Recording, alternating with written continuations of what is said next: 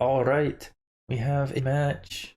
It is a FilaMindbender, our undead player, against cakepiebisct, our Humba player. So at the top right, our human, the yellow player, is looking to be, as I said, trying out one of those different builds. Seems he's likely going the paladin rifle type of build, as opposed to what you would expect with a archmage footman expansion type style.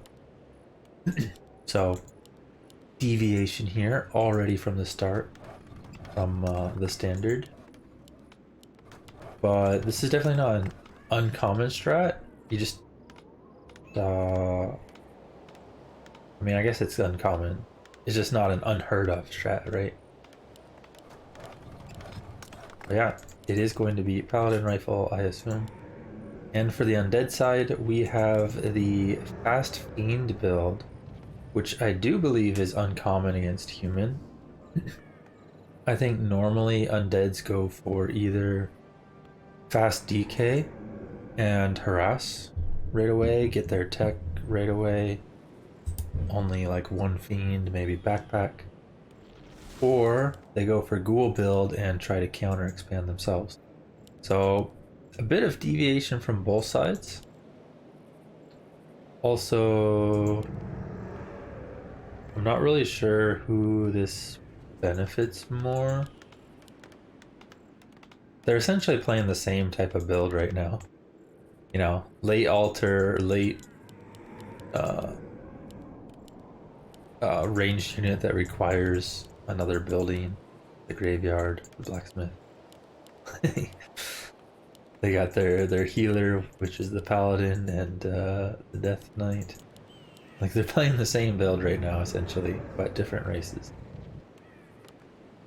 I'm not exactly sure who it favors. Both can creep fine. Humans have militia. Undead has Rod of Necromancy. However, I think generally this is good for the human.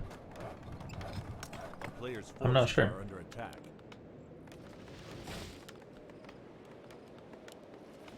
I feel like I'm actually not sure what the best strategy is for the undead against the paladin, but I would think it's something that's a bit more aggressive, because you want the paladin to not reach 3 too quickly,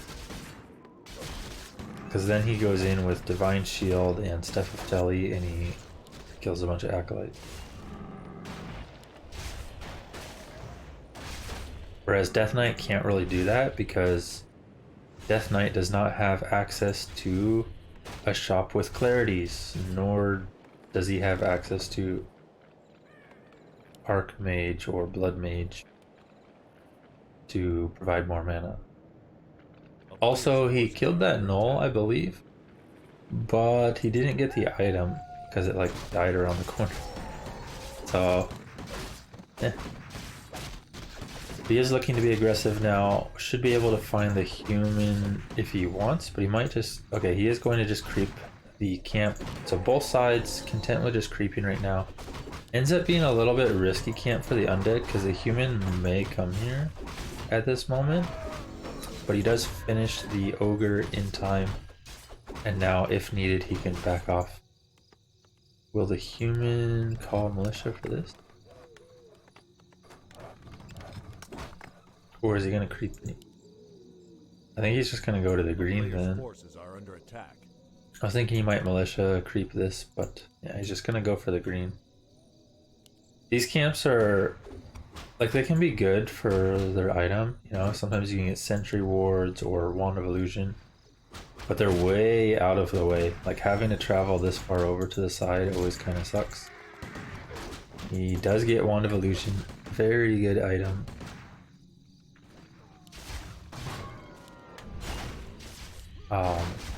Right now it can still be used for tanking, but later the deception from having that wand of illusion can be very good in straight up fights. And we will finally have our first skirmish. Both armies looking pretty similar right now. Very similar XP, 3 rifles versus 3 fiends. So this is usually where the skeletons can carry if the undead can get another summon off. We see the human going through a lot of his mana. He is going to try to surround the DK, but he will lose a rifle for this. However, he might be able to force the TP, which would also not be bad. Oh, he went for the coil on the illusion. Baited. Oh no. Oh, does manage to save the fiend though. So in the end, 1 rifle for a TP. And the undead will use a ritual dagger. However, he missed the weak fiend. Feels bad, man. A player's forces are under This attack. fiend could have been healing up, but ritual dagger did not hit it. And now he got it cancelled by the troll. Feels bad, man. Oh, at least he has another charge of it. And he is level 3 now. Level 3 being a crucial level up for both sides. Our human player going for both Wand of Illusions already. Because he just wants to scout a bit as well as tank the camp a bit. Let's see if he picks up either Boots or Staff of Telly here. He has reached tier 2. He's mixing in a second barracks already as well. Might see him go tier 3 now once he has another 30 wood and then go into night. I'm not totally sure. Player's forces are under attack. Because I don't think he really needs 2 barracks for just rifles. Especially when you want to get upgrades for the rifles anyways. Town is under siege. And we have the Blood Mage out, who will be very crucial in supplying this paladin with more mana, stealing mana from the undead as well. Undead side already almost halfway to tier 3. Slaughterhouse on the way. And once you get that tier 3 unlocked for the undead, that's where you can really start to pressure the human. Orb of Corruption does wonders. A 3rd hero Player's forces are under attack. can also punish the human at every chance they get. Because once you get that 3rd hero, Orb of Corruption, your damage just skyrockets. 3rd hero might be like a Dark Ranger as well, for instance, which can snowball out of control in the fights through the use of its skeletons. And once it gets silence as well, silence against Paladin is huge. A player's forces are Okay, under no more damage upgrades yet. Has not actually gone tier 3, so maybe it's not knights, and he's just going to have lots and lots and lots and lots and lots and lots and lots of rifles. I'm not sure. Because he is going for an expo. So maybe the second barracks was just put up a little early before actually getting the expo, but that seems to be the plan. Just get lots of rifles. I mean, how can you go wrong with lots of rifles, right? Both sides, 1 damage upgrade. Undead should be reaching tier 3 soon. And we have another fight. Mana getting very low on the Lich already, but Blood Mage dropping low as well. Book of the Dead is going to deter the human from fighting this, however, and cakepiebisct, our human player, backs off immediately. Might lose this rifle if he doesn't coil it before, or if he doesn't heal it before. Oh no. Wait, did my booster crash as well? A player's forces are That under booster attack. crashed or something. I shall restart it and see if it works. But the undead went for level 2 Unholy Aura. He didn't even get level 2 coil. Feels bad, man. I had booster on and open, but apparently it crashed. And now it's not loading. Booster might actually just be down in general, because it's... Yeah, it just said unable to connect to server for booster. So I guess we just don't have booster.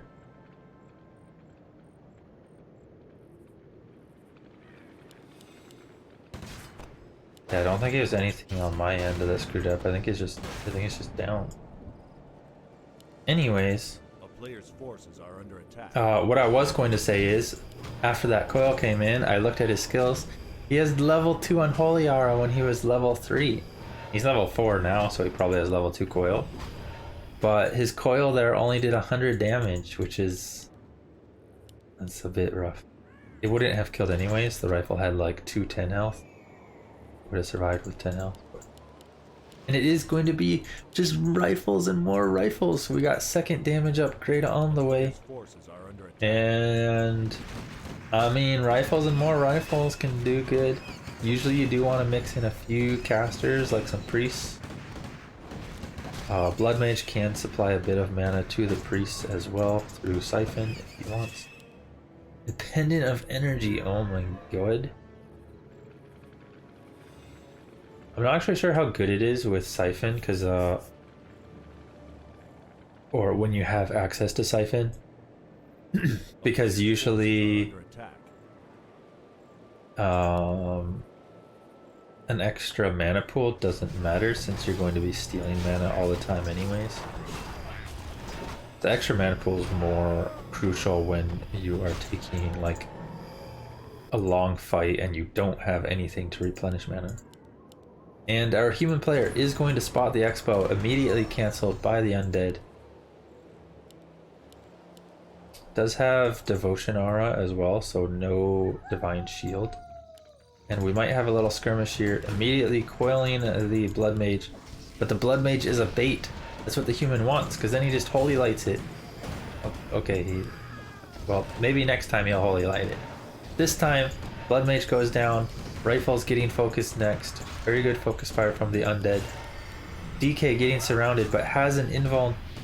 Our human player, army dropping low. Very nice rebuy though. He does have a scroll of healing, which will be huge here. Nice use of the scroll. And very much required to stay in this fight.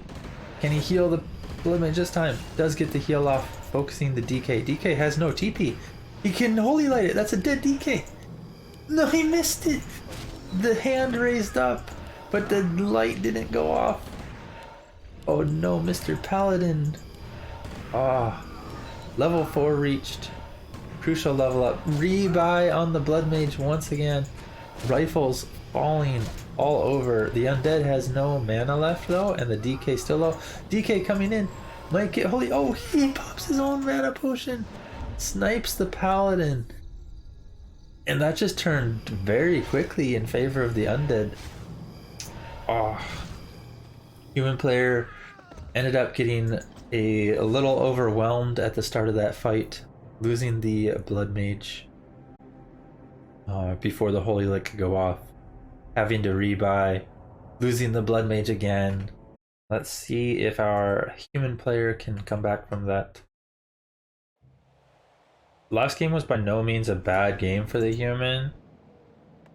Just one bad start to the fight really just led to his demise.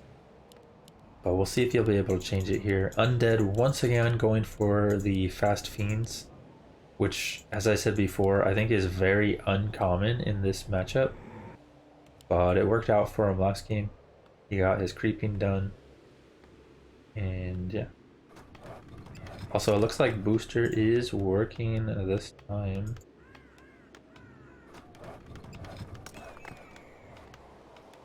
So that's cool, I guess.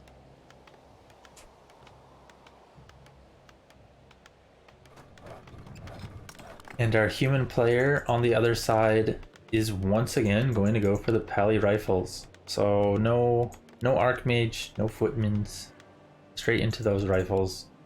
It is definitely a fun strategy, even if it sometimes can be hard to pull off.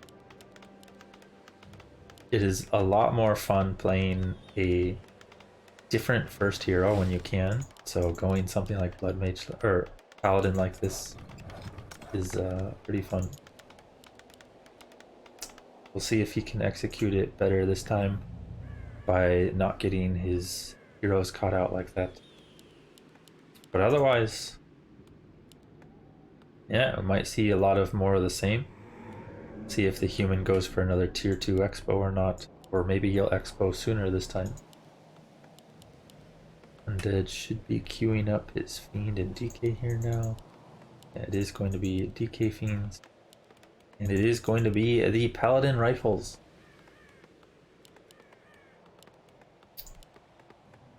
Now we just gotta see what are these tech timings they're going to have. And also the human has very interesting creep routes on this map. You can go for this, you can go for this, you can go for this, you can go directly for the expo. Like, there's all sorts of things here that the human can do. And then for the undead side, we saw him creep, I believe, only one camp last time, and then he headed over to harass the human.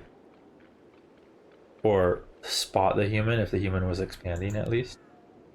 It'll be interesting if he does that again. He might creep just like this camp and then head over here. If the human's expoing, try to harass it. If he's not, maybe steal this creep. That's what I'm guessing the undead will do, but you know, we'll see what he decides to go for. Second fiend is out already, going for the creep. And what is he gonna get? What are you gonna get, bro? What are you gonna get, bro? Slippers? Come on. I don't want no slippers here. I guess technically slippers is better than what he got last time, because what he got last time he left on the ground and forgot it. So, you know, you'll take the item. Gloves of Haste for the Paladin. Not too good, but let's see if he can get something here. And we do have tech underway from both sides. Similar timing, human slightly faster.